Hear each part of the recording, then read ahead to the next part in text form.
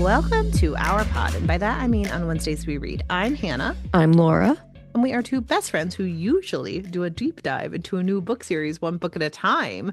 But we've done that all year. And so today we're talking our favorites of the year. Favorite things. And let's just preface this, Hannah, with you and I have talked throughout the year about favorite things. And we will likely forget something. And then a couple weeks from now, be like, remember that thing that we did last year? That was one of my favorite things. I forgot to mention it. Because we are terrible at taking notes. This is in this moment, Laura and I off mic, I was like, Jason Mantzoukas keeps a running journal of all the media he consumes every single day. And that's so impressive, but wild to think about. Because honestly, I don't want to know how often I rewatch New Girl to fall asleep at night. I don't need to know. Like, it's fine. Yeah, it wouldn't look good to know about some of the horrible shows that I've been rewatching.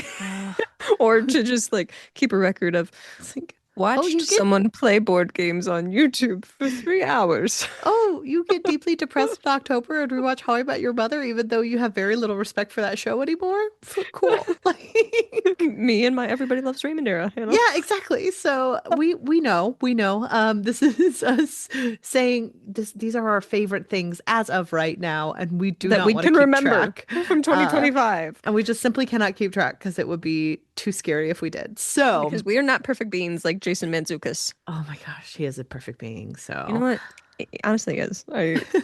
Well, Laura, to start us off, should we get the elephant out of the room really quickly and just say Sinners is one of the best movies I think I've ever seen ever? I was just telling Hannah because she said, "Oh, Sinners," and before we started recording, I said, "There's been this thing going around on Blue Sky where people are saying, what was your favorite movie this year?"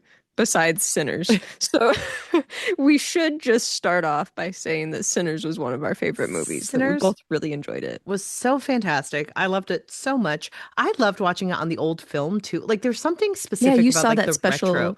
Yes, I went to the Oriental Theater in Milwaukee, who recently housed Hugh Jackman on his newest movie. That Hugh Jackman with Kate Hudson. Yeah, it's a movie based on a Neil Diamond tribute band that was very famous in Milwaukee. So he came to Milwaukee and like served ice cream here, cool. And he had a live like taping. And my sister-in-law and I tried to submit for tickets and we did not win. So I love seeing Hugh Jackman being extra and everything. I know. My husband didn't get it. And I was like, this is a unique story that no one has made before. So let's do it. But I went to the Oriental Theater, watched Sinners on film. It was beautiful. It was really nice to see like that retro look and style. And so it's one of the greatest movies of the year. We don't need to keep singing its praises. My husband didn't know that Michael B. Jordan wasn't a twin. It was so good. So, you know, just there some it is. Excellent acting if you can convince people that you are not, in fact, a twin. A star of the show. So, Laura, what's next on your list that is not Sinners? So honestly, I brought this up a few weeks ago, and it's another standout movie for me in terms of this year, but Frankenstein on Netflix. I thought that was, and there's a lot of other people I'm sure that are still raving about Frankenstein, but it was such a good portrayal. And I thought that it was, I've seen a lot of Frankenstein movies. I think that it's probably the closest to the book that I have seen. And I had a few little like nitpicky things that I was like, oh, well, I didn't like that or whatever. But overall, I thought it was a really beautiful movie. And Jacob Elordi, I don't know how to say his last name. He was excellent, really, really excellent. And I just thought that the sets and the costumes were so beautiful. I enjoyed that movie a lot. Easily one of my favorites this year. And I've been recommending it to other people because I think that people, you know, that aren't really big into Frankenstein things, that they kind of have this like connotation of it. Oh, it's going to be kind of a stupid kind of corny movie or whatever, you know, with the big giant green monster that's clumping around trying to go after people. Hot Frankenstein, as Bechtel Cast said. Hot Frankenstein, yes. Yeah. But it's just such a great movie, though. I really, really liked it. And I would highly recommend it to other people to check out. I'm going to be rewatching it several times. I think it's an all year round movie for me, honestly. I just think it's so good and so beautiful to look at. I almost turned it on last night. We had just gotten done with Dead Man, the new Knives Out movie. I can't remember the name. It's Okay. long. Um, but I almost turned it on. It was too late. I was like, I don't have It's a two and a long half one. hours in me. But Hannah, I what's can't wait to something see else on it. your list? Well, speaking of Frankenstein, I think this will be on both of our lists of Monsters and Mainframes by Barbara Truelove. Yes. What a What? good recommendation from Mhm. Laura. She bought the book for me. She learned that if you buy me an audiobook, I will listen to it immediately because Yeah, I guess I although need to do that with some other books I've been trying to rec to you. Instead of getting you physical copies or just no, waiting for you to pick them up, I just send you the audiobook and then you'll I like know. listen to it right away. But I have been what a in the fantastic book. this is such a good book. I've been in a huge reading slump lately, but I have like really grown in my audiobook era this year. It's the least amount of books I've ever read in a year since starting up again as I grew and grew in my podcast era. But this book really brought me a ton of joy. It was so much fun to listen to. The audiobook is stunning. It's Uh, really good. the It's first a chapter is great trippy, audiobook. but other than that, It's not I even the just whole first chapter. It's just a portion of it. uh, but I really love this book. I think it will I recommended it to my editing group. Someone else listened to it. They loved it. I think that it just has like a I've very been recommending it unique. to everyone. Yeah, it's so fun. So everyone go listen to Of Monsters and Mainframes. We try not to spoil this book because there's so much that goes Hmm. into it. But like It's it's worth it. it's one of those books like I when we talked about it on the podcast earlier, just a couple weeks ago, I think, or a few Hmm. weeks ago, when I had just finished it, that it's so weird in the way that it combines things that shouldn't go together, but they do, and it Yes. works out in the most endearing and perfect of ways. And I just absolutely love it. The only thing that I could think of that like kind of came close to that weird combination of things in my mind was Light from Uncommon Stars by Oh, Rika yes. Aoki, and that was like the only like comp that I could make. These books have Hmm. nothing in common No. otherwise than just a combination of weird things that shouldn't go together but somehow do, and you Yes. find them just delightful and endearing. But of Monsters and Mainframes is easily one of my favorite books this year too, and it was one that I read right at the end. I know. I love when you get one at the end where you're like, "Ooh, this one makes the list," just because like it does. Hmm. You can't take it away. So, a definite add to both of our lists. Go listen Absolutely. to it or read it. And Barbara Truelove, please come Come on on the the podcast. podcast. We would love to have you. There are certain people we try to will into existence, and I feel like she's going to be one of them. So, Yep. Barbara, we love you. we love you. Come on the pod. Lauren, what's next for you? So I'm gonna throw it back all the way to January. I'm kind of just going through my Goodreads to look at things that I read earlier this year because I do have a little bit of recency bias where I'm not remembering things that I read back in the beginning of the year. Fair enough. But I read all of Vinland Saga, the end of 2024 and then Mm-hmm. into 2025. And I finished it up in 2025, and I think I finished it up around February. But I love Vinland Saga so much. Yes, you do. It's easily my favorite manga series. I think it's fantastic. I had borrowed all of them from the library through an interlibrary loan, and I remember when I was like taking them back to the library, I was like sad. I did not want to give those back. I was considering like just paying the library the Stealing them. fine to keep them because I was like, I love these books so much. They're so good. I didn't want to give them back. They're so great. The artwork is just fantastic. The storyline itself just really like hit me in my heart in the most deep of ways. And I just thought that the additions that Yukimura added to the story of like things that are going on with him personally were just so delightful. I loved everything about this uh, manga series. I would easily reread it, and it's been the background. Like one of the scenes from one of the really emotional scenes that really stuck out to me has been the background on my phone for months since I read Oh, that scene. I that's took so a picture cool. of it and made it the background on my phone, and it's probably not coming off because I just love that so much. It just that series means a lot to me. My friend Jason uh, on Instagram, he recommended it to me, and what a perfect recommendation. I have been reading tons of manga the past couple years now, but this one is far and away the best that I have read, and I just love it so much. It gets lots of hype already, but so well deserved. I just think it's Right. a great series and really one that I think lots of people could jump into if they're like interested in starting out with manga because it's not it's not like all fantastical and everything and hard to like figure out different powers or abilities of people. There's not a lot of world building type situation. It's very much a Norse story. Yeah. So I just love it so much. I love you, Thorfinn. I love you so much. I love Vinland Saga. Hannah, what else is on your list for favorites this year? So I read for book club, and I was so glad they brought it to me back in March, Black Sun by Rebecca Roanhorse. This Yeah, book kind of just sticks with you, and it feels like one that you want to reread. It's such a unique, like, world building. The characters are really, really like trippy in a way that I'm kind of just talking about vibes because I did read this so long ago, but like hmm there's giant like animals and religion kind of tied into this with this like crow god. It's so beautiful. And, looking at my story graph, it talks about how this is like pre-Columbian aesthetics, it's queer rep. It kind of has it all. And it is a very unique one. And I really just appreciate Rebecca Roanhorse and her writing style. I think it's so beautiful. Everyone in my book club, like, couldn't stop talking about how much they really liked this book. And I do sure. think that it is a worthwhile read, especially if you're a huge fantasy reader, because it does expand into kind of a an American version of a fantasy world that isn't just like Anglo-Saxon version. Sure. And I do really appreciate that. I know that the third book recently came out, and I do want to read through all three of them soon because I just think that they're definitely worth the read. Awesome.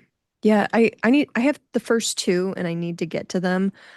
One of my goals for next year is to read more of the physical books that I own Yeah, same. because I have acquired so many physical books and I've kind of told myself that you need to start actually reading the physical books you own before you start acquiring more. Yes, So my goal is to try to make a bigger dent into my physical collection that I own.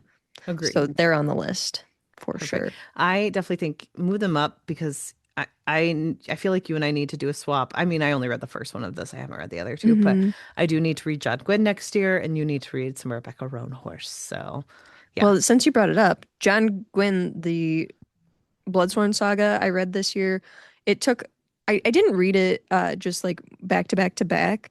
So I also took a lot of time reading this. I didn't rush myself through reading Hmm.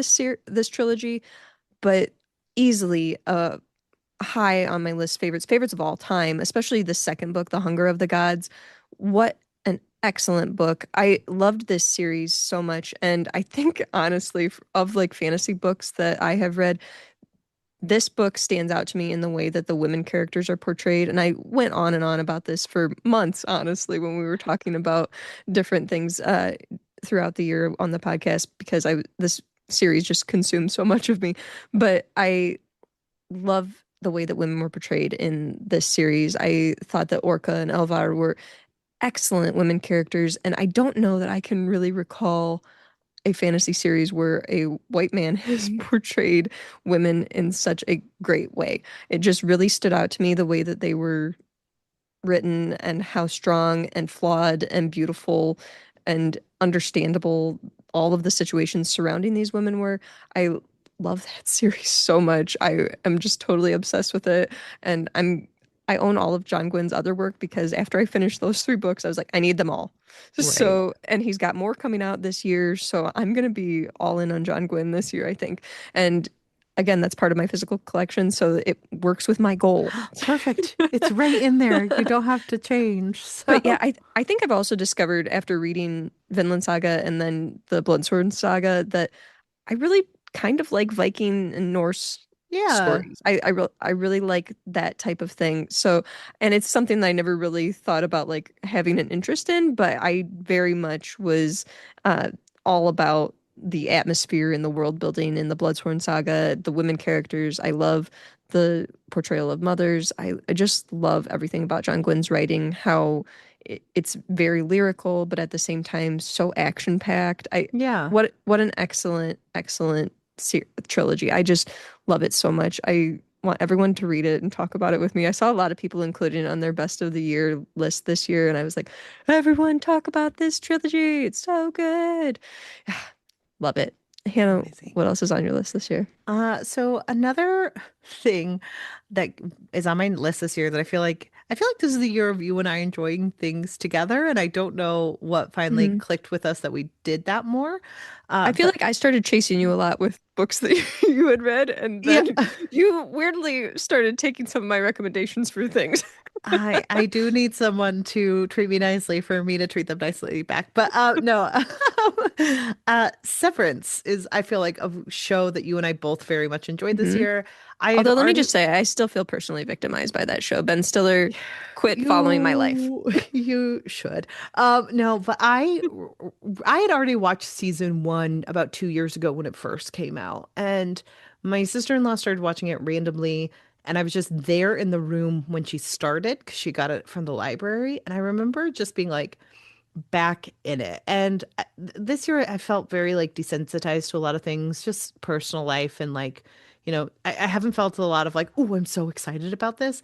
And rewatching season one of Severance really got me back into that mood of like, I really do love that show. And I think it's one of the best shows ever created. It's so unique. The world building is so perfect. And there's just like different layers of weirdness that works.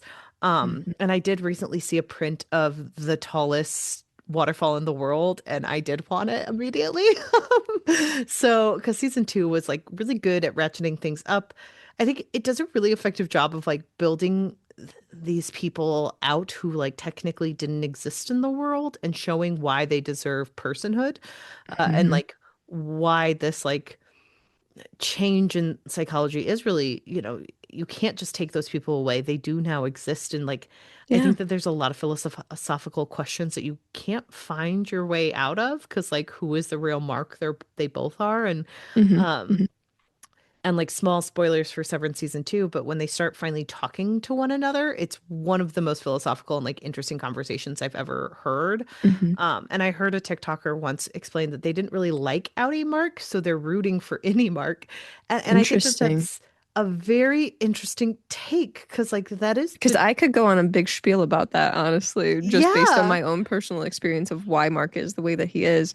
So, yikes. yeah. You even saying that, I'm like, where is this person? I want to argue with them. Yeah, but like I do think that that's a fascinating thing of like, oh, I don't really care about the Audi market. I'm like, but that is who existed longer and like who has built this like entire psychology up. And any Mark Hmm. is still very much a child, so he gets to Hmm. be a little bit more innocent without any of the like Yeah. rough stuff that happened to him. But he does like it is this beautiful discussion of like who people are and like what makes them up and what are their components. And I really love Severance so much And also the evil of corporations. and Let's the not forget evil of that. corporations and their weird like obsessions with their founders. Like Yep. beautiful all the way down. Hmm. Everyone Severance is one of the best shows on television. I can't I it's just the truth. So Yeah, I haven't finished the second season yet because my husband and I have been watching it together. And after we watched that last episode that I had mentioned, I think it was you both needed breaks. for context, also small spoilers, but my husband and I have been dealing with infertility for years. So we felt personally victimized by one of the episodes in the second season of Severance. And we had to just stop and we Yeah. didn't continue yet. So we don't know what happens at the end of Severance season two, but we have been very much enjoying that show. And I will say that all joking aside, me saying like, oh, that I felt personally victimized, that episode very much made me feel seen Oh, because I rarely see portrayals on television that are incredibly accurate in the ways that they show the grief associated with infertility yeah. and the toll that it takes on a relationship Mhm. and your own mental fitness, honestly, because and emotional fitness as well. Because when I watched that episode, again, spoilers, I immediately knew why she went to Lumen, and I was like, maybe I should go there too, because I can totally understand the motivations behind this character, why she wanted to get involved with this. And I, again, don't know how it ends, but I, after watching that episode, could assume greatly like why she would get involved with this agency, what would bring her to wanting to be severed, because there is a deep depth of depression that infertility can push you through. So yeah, a lot of it was very much relatable, and I have not felt honestly that seen by a portrayal of infertility in media since the movie Up. Yeah. And it's stupid to always like fall back on the movie Up, but the first 10 minutes or so of Up I think are some of the most relatable to the infertility community that I have witnessed or that I can Well, recall. again, I think it goes back to something you and I've talked about where infertility is often told almost through like the eyes of like people who've been through it and on the other side found pregnancy. And that is Right. not the case For a in the lot of majority people. for a lot Yeah. of people. And so So it is a little hard to watch all these portrayals where it's like, oh, you have a Brooklyn Nine-Nine episode where we're one they're episode and then quote 30 unquote minutes later struggling. they've done it. And Yeah. it's difficult to know that when you haven't made it to that rainbow baby or what have you. So yeah, I do think for me seeing a portrayal like Up or Severance where there is no rainbow baby at the Yeah. end and it's no, you're sucked into an evil corporation. It's honestly more relatable. And Yeah. I think that it also did a thing that I don't know I've seen in like Brooklyn Nine-Nine handles these things too, but there wasn't that level of grief that you got to see in Severance in the way that that was portrayed, that you could see the tearing of their relationship, the misunderstanding of both parties dealing Hmm. with this grief in different ways and not understanding where the other was coming from or what they were personally dealing with, and also acknowledging that they're both going through this. So I think it was a really beautiful episode. And yeah, I haven't finished the season, but that one for sure, I just wanted to acknowledge that, all joking aside, that was a really beautiful episode. And I do actually very much appreciate them for using this storyline because these type of things we don't see, and I think that we do need to be talking about these things more so we don't have people that are just delving deeper into depression Yeah. or ending marriages or doing what self-harm or what have you because of the immense grief of infertility, Yeah. or putting more hurt into other situations because of the immense grief of infertility. I think we do need to talk about these things more, and that was a really great portrayal. Oh, good. Well, I'm glad I was able to get you to talk about it a little bit more because I think that was beautiful. Yeah, Laura, it's a really beautiful show. what is next on your list? So you mentioned like some of the best TV when you said Severance. I watched The Pit earlier this year Oh yeah, you with my loved husband. that. I think that show, so obviously, there's a lot of medical shows out there. The Pit is a very unique one to me because it's incredibly fast paced. It all takes place in the entire season takes place in the timeline of one day. And each episode is like an hour of this shift. And so many intense things happen because this is an ER. We have all sorts of residents who are coming in on their first day, and they're all coming in with different backgrounds. Obviously, we have different levels of privilege amongst even the residents and the doctors that we're following on the show. But it shows some of the real hardships and situations that are happening in our medical system in the United States. Some of the things that really stood out to me were just inequality that Yeah. exists for different types of people who enter into medicine or enter into healthcare to receive healthcare. Also, the way that healthcare workers are treated by patients is horrendous. And Yeah. I think that it very much highlighted that show. And I loved the way that Robbie, I can't remember his real name now, the actor, but I love him, and he just did an excellent job as he was the main character. Why am I not remembering his name? Oh, you're Oh talking gosh, about from ER, Noah Wiley. Noah Wiley. Thank you. He is an excellent actor, and I think he did such a wonderful job portraying someone who is keeping it all together while slowly crumbling apart in the immense pressure of his position. And it was just such a beautiful thing. I cried a lot watching that show because I just felt a lot of empathy for the situations that were happening to these people, and especially Noah Wyle, uh, and some of the things that he went through in this show. And he does have a moment, spoilers, where he has a panic attack and has like a breakdown because of the Mm. pressure that he's going through on that day. And I thought it was such a beautiful portrayal of the intense things that healthcare workers have to do on a day-to-day basis and just leave it all at the door and come home and be like, everything is fine, when literally they're expected Nothing to is carry the fine. world on their shoulders. Yeah. It's such a beautiful show. Honestly, some of the best TV that I have watched in a while, because it's just really highlighting some of the huge glaring problems that we have within our healthcare industry. And I just thought it was really, really excellent. Yeah. Hannah, what else is on your list? Well, next on my list for reading is just the overarching Wayward children's series. I listened Yeah. to quite a few of those this year, and I'm having the best time. I'm really, really impressed with Shauna McGuire. I think you and I've really delved into different things this year, including novellas. I think we've Hmm. both kind of focused more on novellas this year in a very specific way, and these books are part of that journey for me. And I really just appreciate how much of a punch Shauna McGuire packs in Hmm. every single one of her books. I'm also just really impressed with like the level of detail of like children who feel like a part of them is missing and then escape to this other world. And then like the obsession with finding your way back to that feeling or that moment, because I think that that's a lot of these books is like someone gets pushed out of this world that they had finally felt complete in, and it can reject them in certain ways, and then they want to go back to that place and they can't seem to make it. And I think that that's a very unique it's a very unique look at adulthood or like who we Hmm. are as children and how often we want to go back to that space. I mean, lots of people have that wish or that want to go back to an easier time for themselves. And I think Shauna McGuire really does an effective job of that. And also, like, people finding this home together or finding this space together where they can be themselves. She has a lot of representation in these books.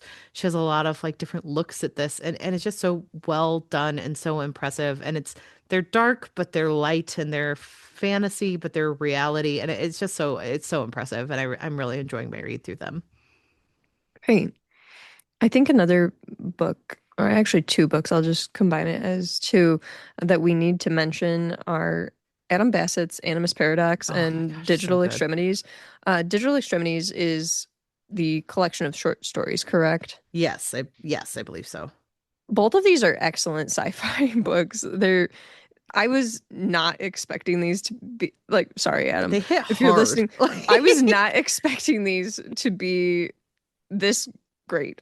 Honestly, like I went into this like, oh, okay, had been chatting with Adam online, and I was like, oh yeah, let's line up an interview, and so we started reading these books. They were excellent. I Hmm. especially loved the short stories in Digital Extremities. Another one in there that felt personally victimizing to me, but I was so impressed by the quality of writing that Adam has and just how hard hitting these stories were. And it's just really, he has a knack for writing in a small amount of space a really deep story. And I Yeah. don't know how he is able to do it. You were saying that we've kind of delved into novellas. I think you and I are always impressed by authors who are able to take just a few pages and make this Hmm. a really deep thing. And Adam has perfected it. He is so Yes. good. What a great writer. We had him on the pod earlier this year, so go check out those episodes. But really, really great books. I loved them. I bought them for some people for Christmas. So Oh, yeah, perfect. just really, really great books.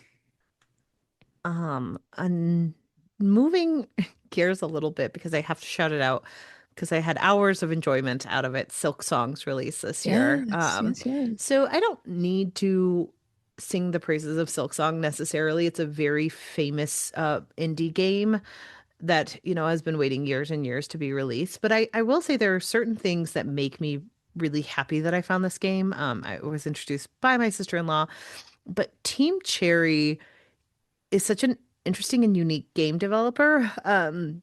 They came out with Hollow Knight in 2017, and then they started developing a Silksong originally as a way to play Hornet in some of the Hollow Knight games. And then Okay. they realized through the way they created her in the game, she was too tall. And so she wouldn't fit into certain sections. And so then they were like, oh, well, like, let's build this game about her.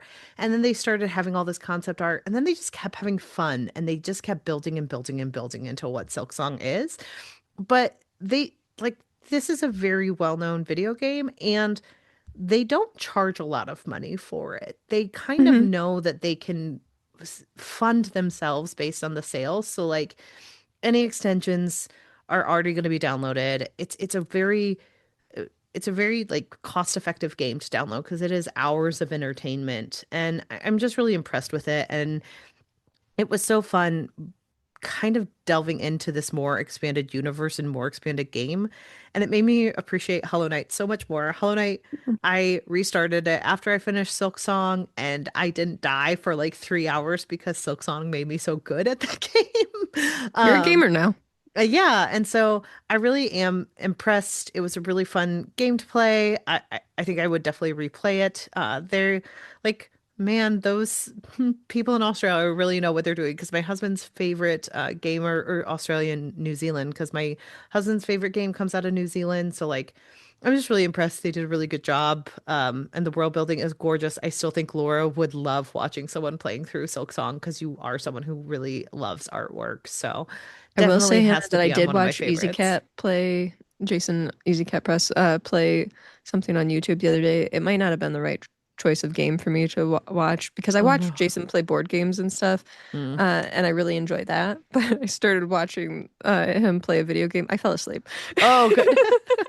So maybe it has a relaxing quality to Yeah, it, hey, why but not? it If it might helps you go to also sleep. just be a game that I was not interested in. What So was the it could be game? that. I don't even remember, but Oh, it was okay. one where he was like almost like an avatar looking type situation Oh, where okay. these people were coming onto this planet and they had to like fight off all of these like large bugs and things like Mm. that and they were in a lot of armor and things so it was bright colors and everything but I was just like I'm not caring too much. You're not here. Yeah, fair enough.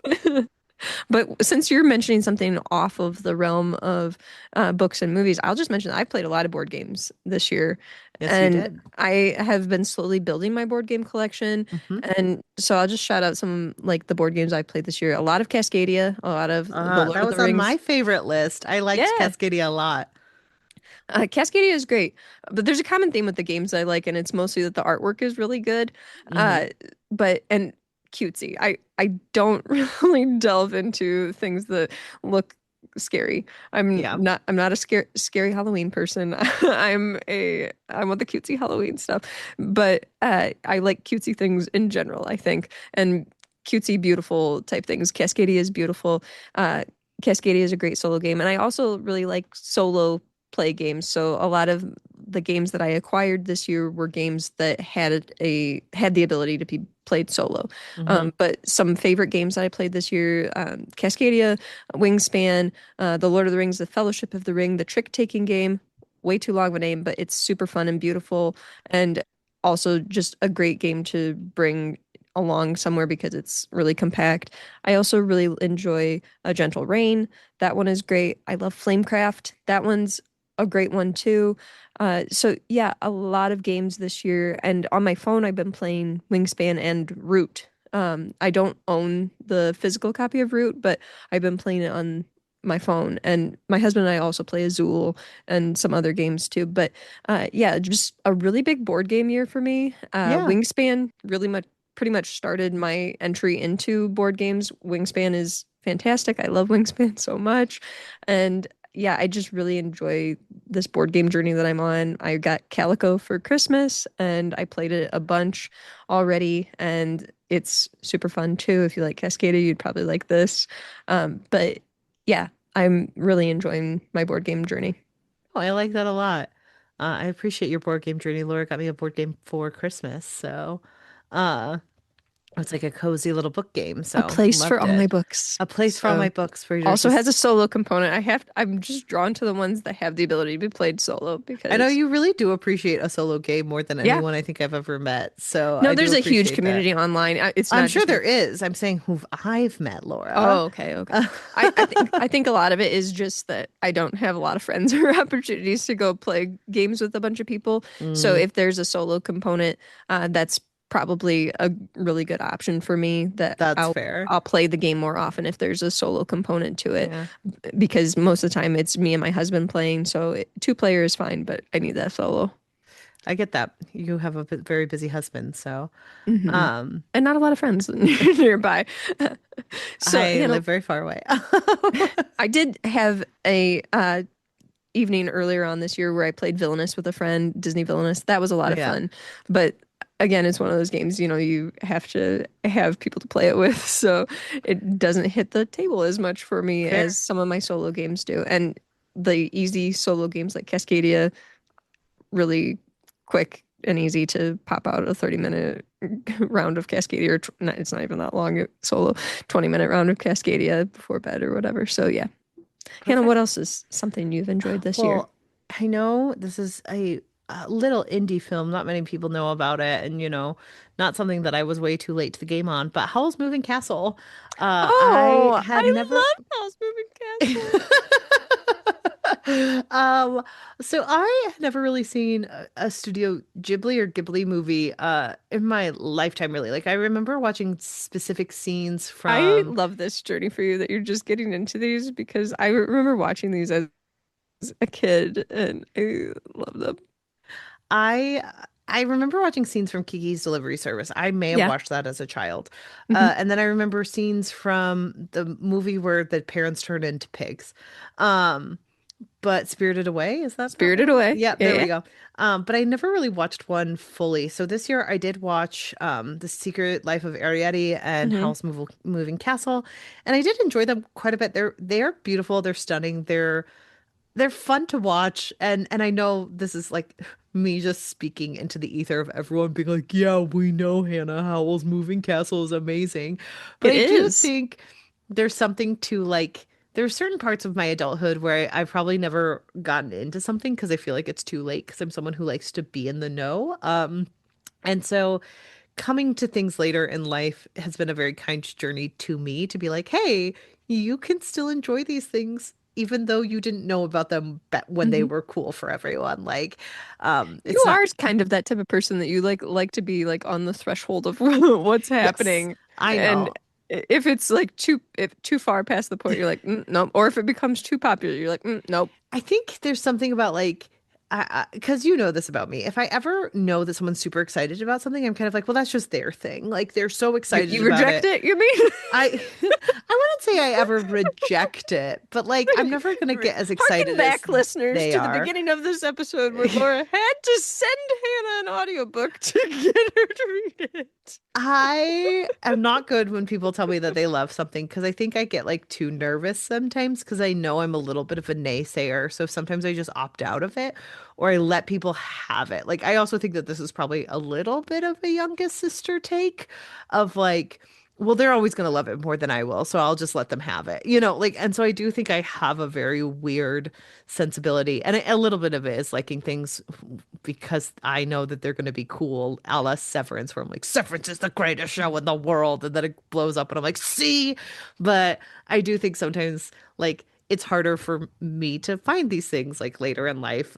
So it was very cool to see Howl's Moving Castle this year, to see more of the Studio Ghibli movies and like get to learn a little bit more about them because I liked it quite a bit. So that's one of my Yeah. faves. Great choice. I actually really love that journey for you. I think it's also like kind of ties into a little bit what we when we talk about like YA. You and I often talk about this where we're like we didn't really feel like we had the opportunity to read a lot of YA books when we were in the age that we were the Yes. targeted group. And so I feel like I'm a little more willing to delve into things for younger people. Like I very much like games. I like cutesy Hmm. things and I like stuffed animals, like all of those types of things. Disney, all sorts of Disney movies. Like I went on a deep dive into Mufasa. I love K-pop Demon Hunters, like that kind K-pop of Demon stuff. Hunters is fantastic, and it is Yeah. on our best of list, just so Oh, for everyone sure. knows. I was gonna bring it up next. Uh, Good. but like I feel like I'm a little more willing to delve into some of those things that are considered a little more childish than you are, like that are geared towards children. Yeah, And probably. so I have been enjoying that you're kind of embracing some of your inner child a little bit to be like, no, I actually like doing fun things. I don't have to, you know, say no, I don't want to do that because yeah, I'm past the point of no return or Enjoying it.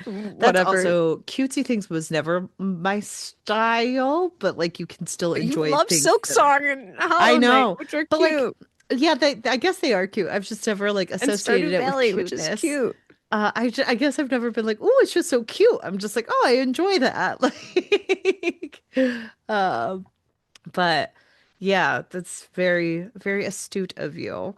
Yeah, Um, I really have been enjoying you like kind of leaning into trying things that I don't know that you normally would have it definitely embraced. comes from my husband and his family because they are very Okay. much that energy, and I don't think I ever was before They're this rubbing of off like, on you.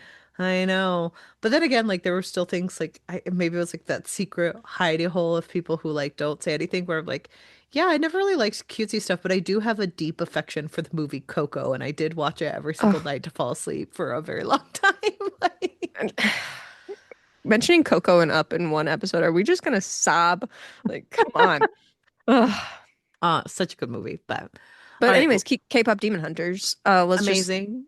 get out of the Go bag. to our episode on it. We waxed poetic about it with Dylan Dylan from from FTF. FTF. Yeah, we had to bring on a psychologist to talk about this movie. It was so good. Yeah, I really, really love that movie. I've been listening to the soundtrack nonstop. I What's your love it so favorite much. movie from, or what's your favorite song? So honestly, so I'm like following the track. You go first. What's your favorite song? Mine is the first fight song. I'm gonna show you how it's done, done, done. Oh, Um, really? yeah, that's my favorite. I always like I always like the like fast one, so I love how it's done. I mean, That's Soda Pop is all of them are total bangers, hmm honestly. But I think Free is okay. my favorite. The one where it's like the love song one, but I also Yeah, really enjoy the very last song where they're like fighting all of the demons and everything. This is what it sounds like. I I do love what it sounds like. That's a good one. Yeah, this is what it sounds like is excellent. But I think Free is a like hidden uh gem that Okay. nobody's like giving that one enough credit. And I really like a Is that romantic because ballad. And I did Ginu not and care Rui about are their relationship? I didn't care about the relationship. Dug the song. I thought the song was great. I didn't understand why when they were singing it, they just like started flying. Yeah, But I, their magic, their love makes them fly. yeah, but Um, that one and then this is what it sounds like. Or what it sounds like. I thought that those were just really great. I okay. really like that one. And even when I like listen to what it sounds like, it's when they start speeding up the beat, I want to start like doing that like walk, that really fast walk that Rumi does across That's across the beautiful. runway because it's just so good. I love everything about that. But it's also like you and I talk about this a lot on the episode dedicated to it. A lot of great messaging and a Yes, lot about just like friendships and the power of female relationships. So great messages for kids. agreed. No, mine is definitely how it's done. And then I also love Your Idol. Those are my two Oh favorite yeah, ones. Your Idol is a It's a banger. banger. I just That's I'm always everyone's here. I'm that's always here for everyone's a total favorite. banger. Like It's like at the beginning when we were like, okay, so Sinners was the best, but then what one? So it's like Your Idol is the best. Then what one do you like? then which one do you like? But yeah, so good pick, Laura. Yeah, K-pop Demon Hunters, everybody has watched it, obviously. It's just Yeah. so good. They better not ruin it with all these like additional sequels and things that they're gonna Oh, do with it, which they probably will. I know. So, but I'm enjoying the soundtrack while I can. Exactly. Hannah, what's else on your what else is on your list? So we did already do like our top two over on SFF Hmm. Addicts. So go over there to hear me wax poetic about The Woods All Black and go to all of the episodes we did on Revenge Arc to hear me wax poetic about that. But another book that I do want to add here, because again, this is the year of Hannah and Laura trying new things a la novellas and reading what the other person likes anyway, and me liking cutesy things. But this is also a year of rereads for me. And Hmm. I went back to the Southern Reach and reread book one, Annihilation by Jeff Oh yeah. Vandermeer. And these books are incredibly important to me in a way that I don't think I've always been like, oh no, Jeff Vandermeer is one of my favorite authors. I've read multiple books of his, like he's so good. But I think like coming back to this book series, I need to read the other two so I can read the fourth book.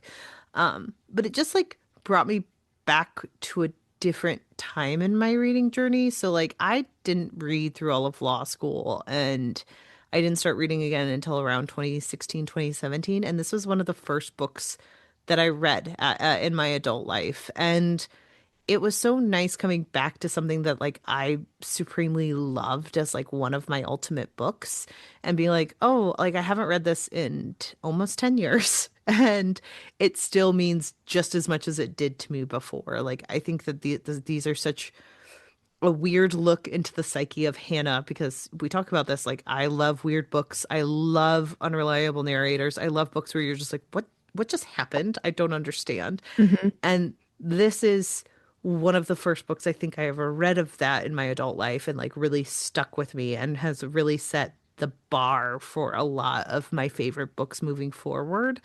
Um, and so it was nice coming back to them.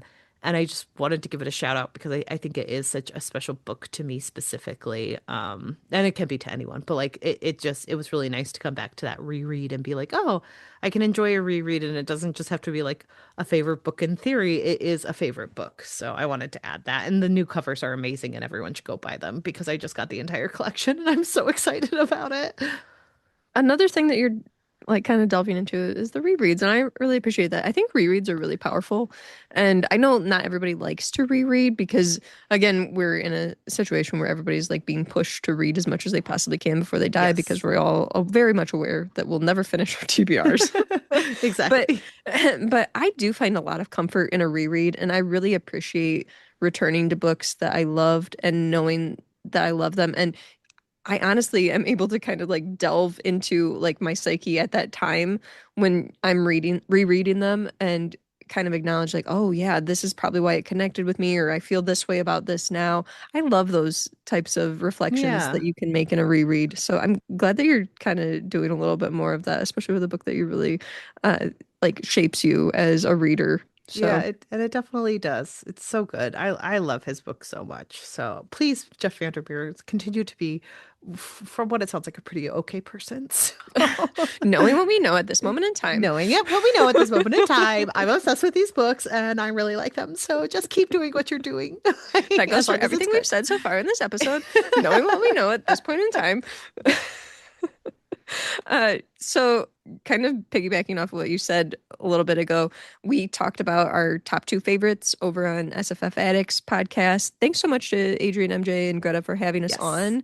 That was great. And we got to also hang out with J.J. Minton over there too. They were great to connect with. They have Yes. Talking Story YouTube, and they were so much fun. Like all of them were great to hang out with and talk about favorite books with. Got some more book recs, unfortunately, adding to the Did TBRs. I go by Dungeon Carl? Maybe. I don't Dungeon know. Color Everyone Colorado, did you is. get it? Yes, I Oh, did. Did I think like, yeah, everyone's reading this, but I want to yep, be a part of it, and now I have it. Yeah, maybe. yep, I don't you got know. it.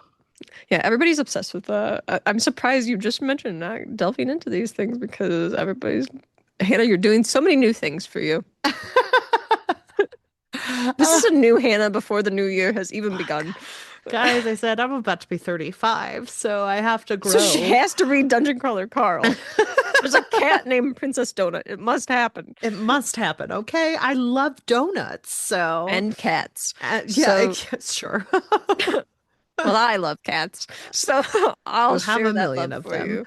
Yeah, barn Uh, cats. But anyways, so we did talk about our favorites over on SFF Addicts, and so no surprise to people that The City in Glass and by Nghi Vo and The Memory of the Ogisi by Moses Ose Utomi were my favorites. You can hear me Mhm. talk more about them over there, but just wanted to shout out those two here briefly and then mention like all of Nghi Vo's work because I read all of it You this did. year and it's so enjoyable. The best homework ever to read all of her work. I highly recommend it. Check out our episode that we were able to interview Nee. And Hmm. yeah, just such a great time reading all of that work. But another person's work that I've been reading a lot of this year, based on your recommendation, Hannah, Stephen Graham Jones. So I read a lot of Stephen Graham Jones this year too. I think I read 4 books: Killer on the Road. I read Night of the Mannequins, The Only Good Indians, Love Night of the and Mannequins. Love The Only Good Indians. You read The Babysitter The Babysitter Survives? Lives. Yeah. Lives. Yeah. Yes. So that's the other one. But yeah, really enjoyable. I've been slowly diving into the Buffalo Hunter with the holidays and everything. I haven't made super progress You and on I that. both have been like, we're definitely buddy reading this. And How then far are just you in? And we're like, well, not far at all because the yeah. holidays got me. Yes. But yeah, just super great horror. I really appreciate the things that his work does and the connection to how not just necessarily the connection to, but how things are connected and how we need to acknowledge the impact that we have on other people. I love Hmm. just the classic horror vibes that his books have. And you can tell he's very much just a horror fan. But I also just Yes. really appreciate the way that, and I mentioned this previously, I'm sure that Jones really knows how to kind of delve into the mindset of someone in a horror Hmm. story in a really unique way. And I think this may be a horror writer specific thing because I can't recall it happening too much within other genres that I've read, but I really think that just like stream of consciousness that horror writers can portray is just really excellent. And Stephen Graham Jones is doing a masterclass in this in his work, and it's He just so is. good. I really like his work a lot. I think we need to be talking about his work a lot more. Hmm. The Only Good Indians is great. The Buffalo Hunter, another really good one. Even just this far in, I know that it's fantastic. So Another one of Stephen Graham Jones. Just come on the podcast. Like, we'll be really nice. Like, yeah, we'll be really cool and chill about it and not fangirl out at all. We promise. I promise I won't be weird. No promises on Uh, that. I cannot make that promise. But yeah, please come on the podcast, Stephen. That would be amazing. And obviously, like his work has kind of blown up this year because a relatively unknown figure named Barack Obama listed that the Buffalo Hunter Buffalo Hunter. Hunter was one of his favorite reads this year. Wild. So, and you know, Hannah and I like to help people who are starting out in their reading journey, like Yeah. Barack Obama. So we'll just shout him out. Like, good job on that pick. But yeah, so there's that. But yeah, really enjoyed delving into those books and yeah, reading all Nghi Vo's work, finishing up the Forever Desert series. Oh, so good. Hannah, what else is on your list? So next on my list is School Spirits. That Okay. was on Netflix. I loved the show, and I don't think it gets talked about enough. It's a little bit of a wild ride. It's definitely for teenagers, but I like it a lot. It's about Hmm. a girl who believes she died in the first season, and then in the second season, you kind of find out that there's more to the story, and she has to go in and try to figure everything out and figure out what's going on here. And I just think it was really effective. Like it takes a look at like ghosts in a school in a very unique way of like what it takes to cross over, like what it takes to accept who you are as a person or accept what happened to you. Uh, Hmm. and I really liked it. I thought it was really effective. There's a lot of different storytelling of like uh, stuff that like teenagers would deal with, but even like ratcheted up because it's teenagers from a long ago time. Sure. And season two also like dealt with some pretty cool things. Like one of the football players was born in the 80s and his best friend is a gay child in the 90s. And so Okay. all of these people come back for the high school reunion and there is a gay man there and he's like, that guy was awful to me and he was homophobic and they all pretend like he's not.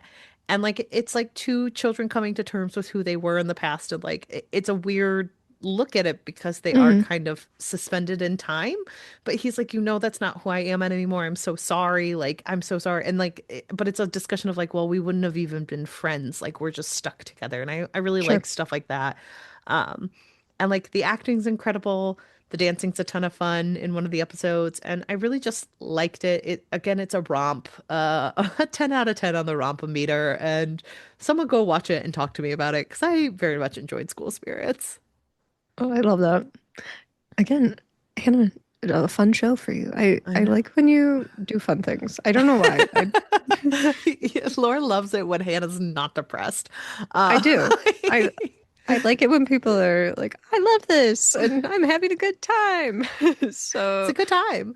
It's like the TV show Ghosts. I don't, it's not on my favorites of list, but Ghosts is a fun romp of a show. So go mhm. watch it.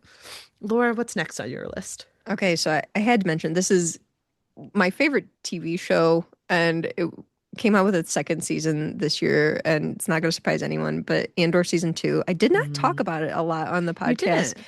and I honestly think it's just such a perfect show. I think it's so good.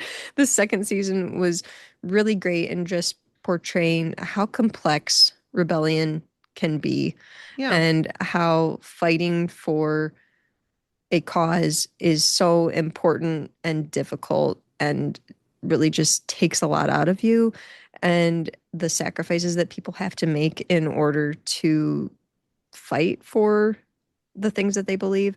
I Yeah. I thought it was so beautiful and it really just hit home with a lot of things happening currently in our political I don't know landscape. what you're talking about. We're in a mecca of just I mean, never peace mind, and everything's love, and great. everything's great, and none of our rights are under fire right now. What are you talking Disregard about? everything I said. Andor is a Laura, fantasy you that ignorant slut. Andor is a Don't. fantasy that has nothing to do with our current times. Uh, No. no, it's super relatable to what we're going through now. And I Yeah. think that the acting, the costumes, everything about it was so beautiful. And I think the way that they handled the second season with time jumps and everything was very well done. I wish the show would have went on for 10 seasons. Honestly, I think they could Yeah. have done it. But I understand the reasoning behind keeping it to just two seasons. I just think that it was so beautiful and yeah, heartbreaking at the same time knowing watching this like the things that are happening and kind of thinking about like okay well these are sacrifices that we will have to deal with, these are dangers Yeah. that we will have to deal with, et cetera, et cetera. I think it's just a really beautiful show that portrays rebellion and human determination, resilience, and sacrifice so well. I Oh, highly beautiful. recommend it. It's easily my favorite show. It's everybody keeps saying, "Oh, it's Star Wars at its best." I think it's just television that's At really its good. best. It's Yeah. just really good television. That's good. So, yeah, I really loved it so much. I was wearing my Andor shirt while watching it and everything, and I love it so much. Everyone watch Andor. Please watch Andor. It's so good. Laura has a beautiful Star Wars print behind her right now that I Yes, was looking at when I was visiting your house the other day. this So, is the queen herself. the queen herself. Um, but good. I'm glad you liked it. I have not watched Andor season two yet because I will have to rewatch Andor season one so I can Mhm. remember what happened. What Because an enjoyable time to do that. as everyone knows, Hannah specifically cannot remember any Star Wars franchise movie she's ever seen. It just leaves my head. I don't know I feel why. like Rogue One is a little bit disconnected from the Star Wars of it all, honestly. Yeah, And that's true. this is obviously prequel to Rogue Yeah. One. I So, do remember a surprising amount of Rogue One. hmm No other Star Wars film has ever stuck with me. hmm Every single one has left my head immediately, and I don't know why. I've seen them all. I think Rogue One and honestly Andor are more your speed than the Yes. other stuff. And it may just be the Jim Henson of it all. I don't know that Well, it's true. It's true, Hannah. Are you saying that? Wait, are you I'm saying that saying I that can't Jabba the handle the Hutt takes puppet? you out of it. Oh, I'm just like I cannot pay attention. Um, I'm saying that if there I is left any the Jim Henson labyrinth. involvement, you're just like, no, I'm out. I can't I'm take this. out. I can't take this guy as a master of his craft. We cannot take him seriously. He's I riding don't. on Luke Skywalker's back. He's doing a ridiculous flip. Like, no, we can't take that seriously. It's so I funny. think that's what I'm getting at. That takes you out of it. But I I I think just more hate of Jim the Henson. Um, yeah, I that might be it. But yeah, I think that Rogue One and Andor may be more your speed in terms of Star Wars property, Star Wars productions in my mind, fair just enough. because it's more about political intrigue. And especially in Andor season two, there was some really excellent performances. The actress that portrays Mon Mothma, I'm so glad that she finally got her flowers because she was initially cast in the original, or not the original, the prequel Yeah, uh, I did know that. trilogy. And it was really great to see her be able to have these really big moments in the series and to be able to really just kind of find her stride and people really acknowledge what a great actress she is. Yeah. Uh, yeah, just so good. Genevieve Riley is her name, I believe. Um, let me see here. Yeah, Genevieve O'Reilly. I'm sorry. Genevieve O'Reilly. And she is just so excellent in the show. Stellan Skarsgård, excellent. Diego Luna, excellent. They're all so good.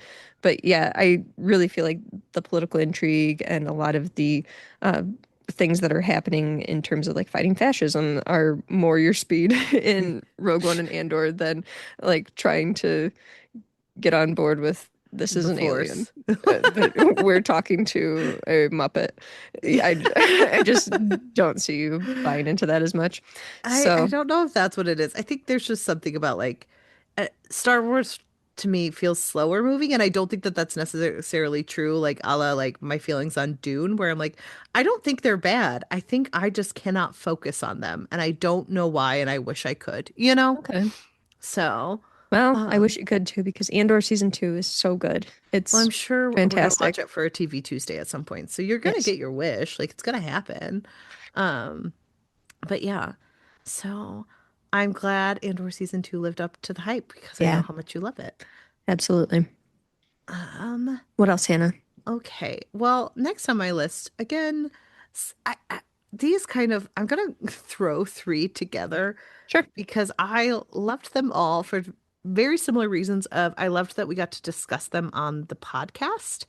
And it was just fun talking to my best friend and sometimes guests about these things. Good, bad, and ugly. Because, like, the good, Arcane, so good. I loved talking about Arcane. What an amazing film So good. or television series. Top tier, beautiful. Arcane was awesome. Arcane was amazing. And like getting to talk about it on the podcast was one of my highlights of the year. Like I Yes. don't know what it was about Arcane specifically because we watched so many wonderful TV Tuesdays and a lot of them belong up here, you know, a la Hmm. Murderbot and things like that. But like Arcane was just top tier of those for me.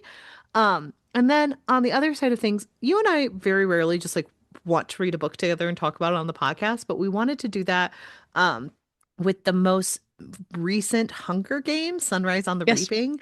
And that was just fun. Like it was Yeah. just fun to talk about Hunger Games with you because I feel Yep. like it was us going back to our roots of like we read these when we were in high school going into college. Hmm. We get to read more. Suzanne Collins is like getting better with time, it feels like.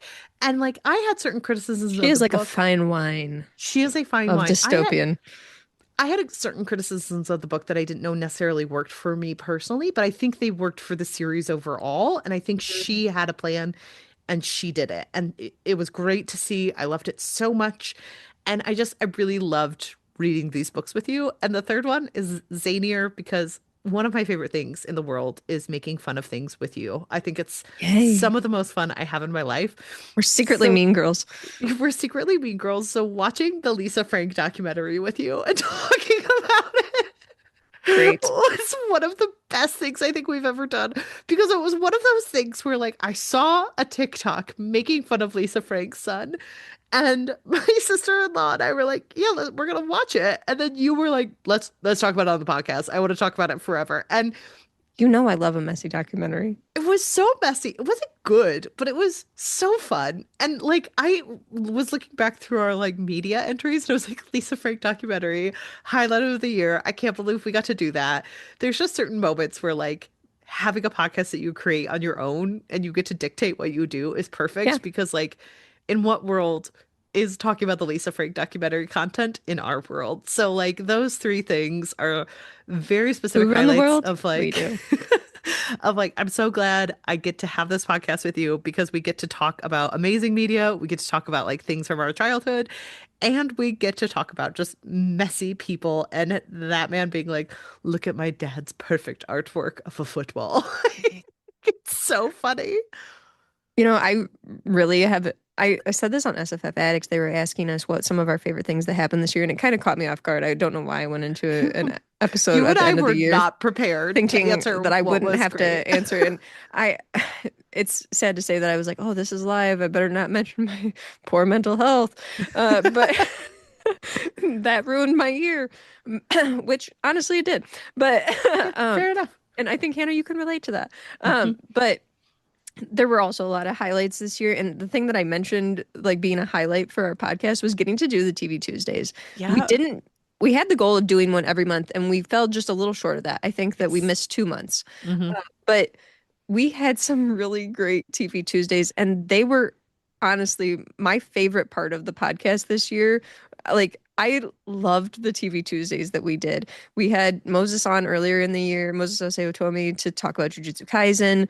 We had Katie Andrews on to talk about Arcane. Adam Hmm. Bassett came on to talk about Daredevil. Oh my gosh, Fiction so fans amazing. came on. We had all sorts of really good TV Tuesdays, and they were so much fun. I It was so really much enjoyed fun. the TV Tuesdays a lot this year. And I don't know if it was just we picked really good shows or what, Well, but that's even like we had some comments on our Undone episode where they were like, no one talks about this show. And like we just did. yes. So it And was that good. one was one that I had really been wanting you to watch, had been wanting anyone to watch because I Yeah. loved that show. And that was another one that was just really fun for the two of us just to like talk about one specific thing. And so I really enjoyed that episode a lot too. So yeah, our TV Tuesdays were just total bangers in my opinion this Lisa year. Frank documentary kills me.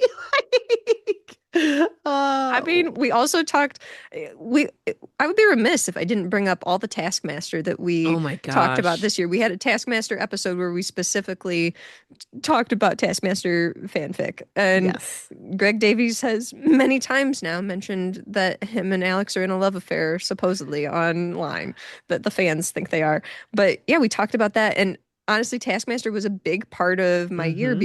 And you wrecked it to me and everything. And it brought me to another favorite show that I have now, which is Would I Lie to You? So I Yes. spent hours upon hours watching Taskmaster and Would I Lie to You this year. And they really did help my mental health, honestly. They're such wholesome shows. And I just enjoyed being able to laugh at the ridiculousness of them. And I really enjoyed being able to just talk about Taskmaster week to week with you. I thought that Hmm. was just such a fun thing. But I think our TV content was just so fun this year. I really enjoyed the TV shows that we watched. I thought they were great. So great. So, But I think we also need to mention the indie missions that we did this year because yes. you and I both loved the indie missions that we did. And we kind of flipped it a little bit from our usual voting process because social media became kind of a hellscape and A hellscape of everything. we didn't have a good way to do voting No. like we did in the past. And Twitter was unfortunately the best way to do voting Hmm. or get a lot of votes because we had a somewhat larger following there than our other platforms. And it seemed like something happened on Instagram that like interaction just kind of went down and everything. So we just switched to like doing a random knockout selection of books that we had people submit to us and everything, and we randomly chose uh Javi Two Novaes. bangers. Like Yeah, they Javi came in the Novaes, They Came in the night. Night, and then Revenge Arc, which was so good. Both of them were so good. Like I I don't know that I would have ever picked up They Came in the Night, just like reading it. It was great. And Kat Valor is the author of Revenge Arc, I'm sorry. Yes. But Javi Novaes came on and talked to us about They Came in the Night. And I don't know that that was like a wild book. Like I said, I don't know that I ever would have picked that one up had we not covered it for Indie Mission, but I loved it. It But was here's the great. thing. There's something about like people who are like, oh yeah, I'm super into like dark romantasy. And I'm like, having a vase is like actually dark Yes. romantasy. Like it is dark, Yep. it's horror, it's romance, Shifters. it's lots of sex. Like, Yep. and I do think that's a great way for people who like romantasy or things like that to like kind of delve into a deeper Mm-hmm. genre of it where it's not kind of the same thing over and over again Mm-hmm. because it is so unique. It is so cool. Javi does not pull punches from any of her horror elements, from any of her like sex scenes. It's all Right. right, or their sex scenes, I apologize. They really just go hard at it and it's amazing. I loved talking to Javi about their book. Um, Yes. it's so sexy, so amazing. Just like go read it because I think you and I were both nervous about it because it was so big, and then we Yeah. just had the best time. And on the It other was so end, easy to read and so fun. And then Kat Valor, come holy back on cow. here and answer for your crimes. Yeah, like I just want to read all of your things. It's so amazing. Kat, like I got a little bit angsty in our interview with Kat, and I don't know that I've ever had that kind of interaction with an author before. Where I was like, "Nope, that's not a good enough answer, Kat. Like, you need to give me a better answer." And honestly, I'm somewhat sorry because that was rude of me when we have a guest on. But at the same time, Kat, you need to answer for your crimes, your crimes against your readers for the so things you good. have done. The book is so good, people. The book is so good. Oh The my book is gosh. so good. So we just those indie missions deserve a shout out as well Amazing. as I'm sorry, Laura, you brought the Broken Earth trilogy to us this year, and that deserves Yes. a special shout out. Meeting N.K. Jemisin and finding out that she listened to even one episode of the podcast was mind blowing for me this year. And I might throw up. I died of happiness on the inside. So Nora cool. Jemison, are you listening? Please. We love you I so much. I loved reading these books with you. They were so beautiful. They were so mind-bending. Like it just it's pure art. This is literature. Like it's just so nice to read some of these things. And I think like going from N.K. Jemisin at the beginning of the year into Tana French at the end of the year has been a real treat. With a Yeah. little bit of Uh, Dresden Files mixed in. But like Honestly, like I said it earlier, but in the year, but I really think that N.K. Jemisin, Nora Jemisin is probably the best author that's out there right now. I yes. I don't I'm sorry the rest of you authors. I I think you all need to level up and Level up, level up. get on Nora Jemison's level. Like she's so fantastic. And I loved watching some interviews with her this year Hmm. because she just seems very down to earth. And I was not expecting that because I just expected, like a Should be really like amazing and intellectual yeah. individual that's like, I don't have time for this. But she just seems so great and her work is fantastic. I am so impressed and in awe of like all of the things that she's writing and the way that her brain works. I just am so jealous too. Just what a fantastic author. Yeah. Fantastic. Well, and kind of to wrap things up, we've talked about our indie missions, we talked about our TV Tuesdays. These are all huge highlights for the year. Um, our pod is a labor of love, and I do also want to highlight the people who were author highlights for us this year over on our blog. We really did try to build that up this year as well, and I do think we were pretty effective at it. Again, we didn't quite hit Hannah, this one was all you. And post this per was month. this was a Um, really great thing that you have built up. And I really appreciate you being able to take the time to come up with these interviews to either meet or communicate with authors to do a written interview.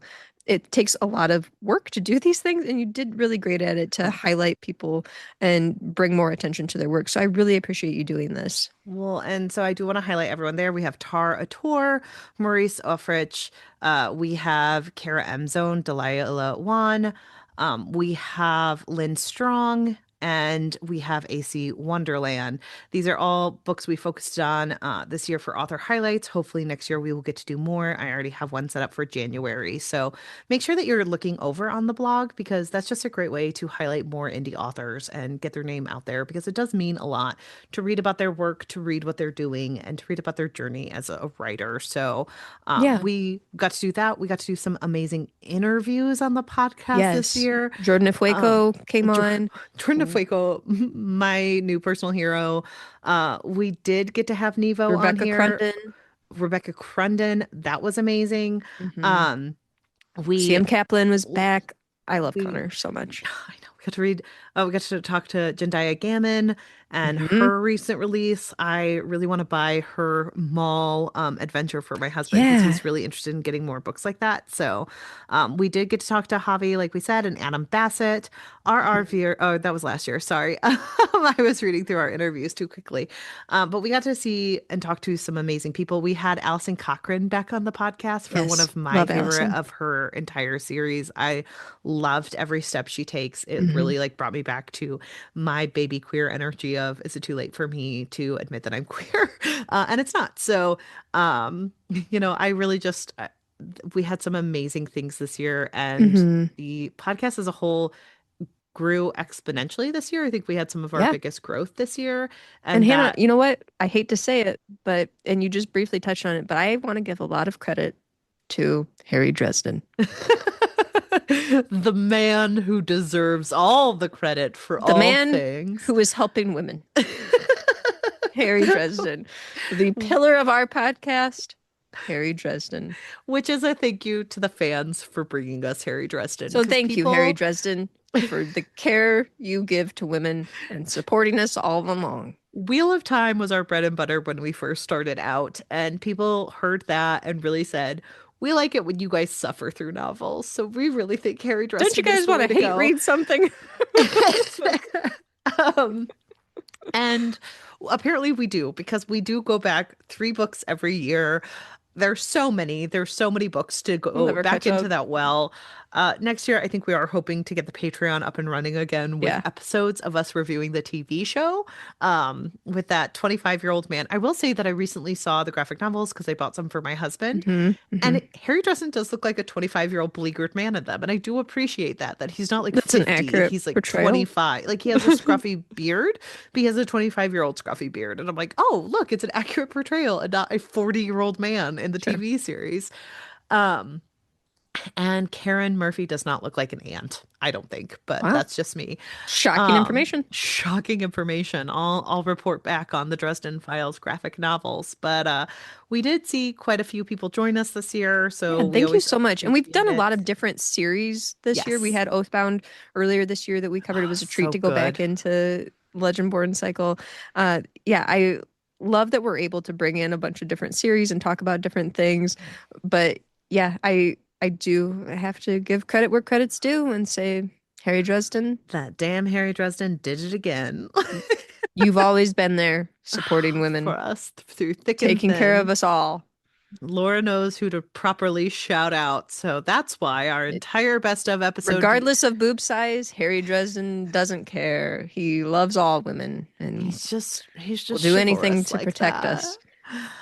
Oh, well, Hannah, Laura, any last minute shout outs to well, any books or anything? I just wanted to give a shout out to just a couple of books that I mentioned previously in the year. But Late Fall by Ed Crocker, really good vampire story. Didn't expect to like, and I did like it because I'm usually not a vampire person. Parable of the Sower by Octavia Butler, really great. The Diplomacy of the Knife by C.M. Kaplan, close. Yep, really so good. good. Jester by Tim Carter, really fun, super, super fun characters. And then I mentioned this in like my annual Christmas letter that I send out to my family. But one of my favorite books this year was King A Life by Jonathan Eigg, and that is a biography of Martin Luther King Jr. That one And is so good. it's It's such very a good, good book. but it's Everyone go very hard read for me to it. talk about it. So everyone just go read it. So I just want to mention that here at the Yeah. end. I'd say other honorable mentions for me are Greta and Valdine by Rebecca K. Riley. Of course, Nghi Vo's books, again, I'm just going to shout them out because Yeah. I love them. And then there's always this year on Basketball and Ascension by Hanif Abdurkarib. Um, Also, Jujutsu Kaisen. I forgot about that one.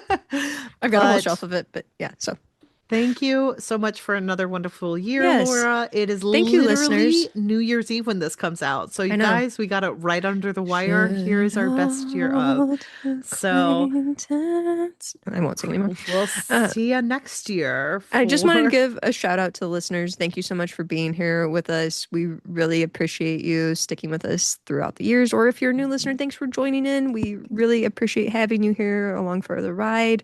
If you have any suggestions for us, please shout them out to us. If you Mhm. have any questions for us, reach out to us on Discord or email or one of Go the on socials, Discord or Blue Sky or email. Instagram. We would OWWR love to hear from Pod you. on all the social platforms. Follow us on TikTok. Follow us on our YouTube channel. We're hoping to build that up Mhm. because that is a good way for It's a people goal to of ours find to us. get So visual I onto know. YouTube at some point. Not this week. I look terrible. No. Same. But pretty soon, I think we're looking into ways to edit. So that's always a hope Yeah. for next year. I think we have quite a few hopes for next year, but we will see and you will Yeah. join along with us. So And thank you Hannah, I just again. wanted to shout out you. Thanks so much for bringing me into this podcast. This was your idea way back when, and you kind of mentioned that I should join it. And then I was like a little hesitant and then joined. And now I really love doing all of this. But I especially love getting to talk with you week to week. You mentioned how there were certain episodes where the two of us were just talking that were really fun. I like all of our episodes and think all of them are fun because we get to hang out and talk about things that we are enjoying. Well, So I really appreciate being able to do that and work together on something we both care about and try to bring joy to others with my best friend. So thank you so much for and being here for another year. thank you, Laura, because I feel like when I created this podcast, or it was my brainchild, we definitely built it together. But throughout the years, I have become less controlling and I want to follow your passions as well. No, when we first created this, I did have some control issues, and I'm sure you could hear that a little bit on the podcast. But I feel like as time has gone on, I'm happy that this has become like our precious like work of art together because I think you're an amazing person. I think you're incredibly smart and talented, and I'm just so excited that I get to talk every single week to my best friend, and we've been That's what it's through a all about. lot through these years together. Um, and that is what it's all about. Like I said, I some of my We're favorite not media lying, people, when mentions we say we're best friends. Like at the beginning, this is not a gimmick. at the beginning, no, we are two best friends, and every week we spend an hour talking to each other before we We've been even friends for start over a decade, recording. Yeah, isn't that wild to think about? We've been best friends for over a decade. That's 15 years. wild. Um, so yeah, I just really appreciate getting to do this with you. I think it's a good way that like has kept us close, and we've Yeah. gotten to see how the other person has changed in our reading and everything else Hmm. throughout the years, which is really cool. So Yeah. here's to many Love doing more this work with you. years. All Cheers, right. friends. Thanks, everyone. Happy New Year. Bye. Bye.